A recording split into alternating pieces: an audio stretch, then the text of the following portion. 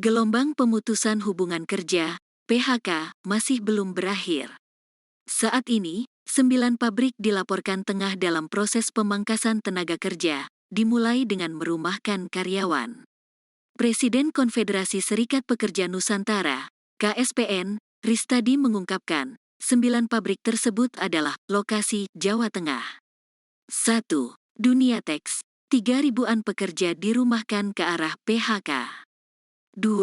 Agung Teks Group, 2.000-an pekerja dirumahkan ke arah PHK. 3. PT Kabana Efisiensi dirumahkan arah PHK 1.200-an pekerja.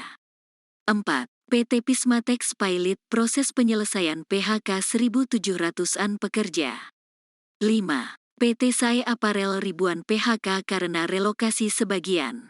Lokasi, Jawa Barat. 1. PT Pulau Mas dirumahkan arah PHK 800-an pekerja. 2. PT Adetex 500-an pekerja dirumahkan proses PHK. Lokasi, Banten. 1. PT Nikomas PHK bertahap ribuan pekerja. 2. PT Cingluh 2.000-an pekerja PHK. Data itu, kata Ristadi, bisa lebih besar karena hanya mencakup data perusahaan yang memiliki serikat pekerja anggota KSPN.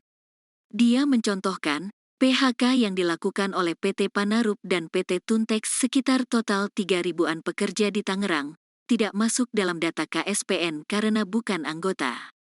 Saat ini, kata Ristadi, KSPN ikut memediasi proses pemangkasan tersebut.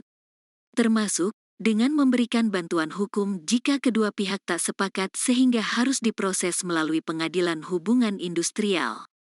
Hanya PT Cingluh sudah selesai akhir 2022, lainnya masih berjalan sampai sekarang, kata Ristadi, dikutip Senin tanggal 5 Juni tahun 2023. Kami memiliki lawyer-lawyer yang akan mendampingi teman-teman pekerja ke hubungan industrial. Namun ya prosesnya memang alot. Misalnya, pabrik di Pekalongan, dipilotkan, akibatnya pesangon belum jelas, ungkapnya.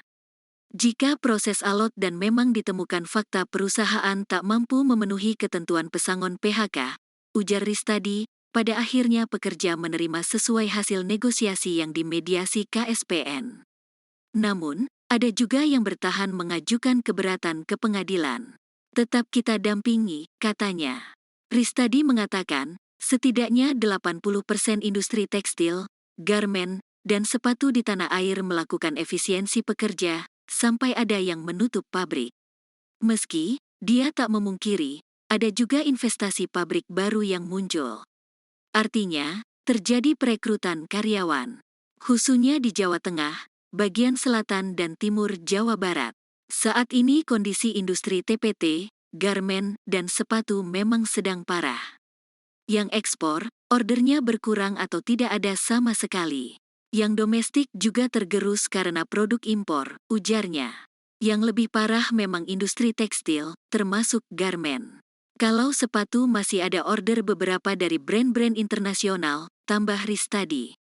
Selain itu, kata Ristadi, PHK di beberapa lokasi pusat industri padat karya juga terjadi bukan karena pabrik tutup atau memangkas permanen kapasitasnya. Namun karena merelokasi pabriknya ke lokasi baru yang lebih efisien. Karena brand atau buyer itu kan bayarnya sama saja. Tinggal si pabrik harus berusaha mencari cara agar bisa efisiensi biaya, atau bisa untung, pungkas Ristadi.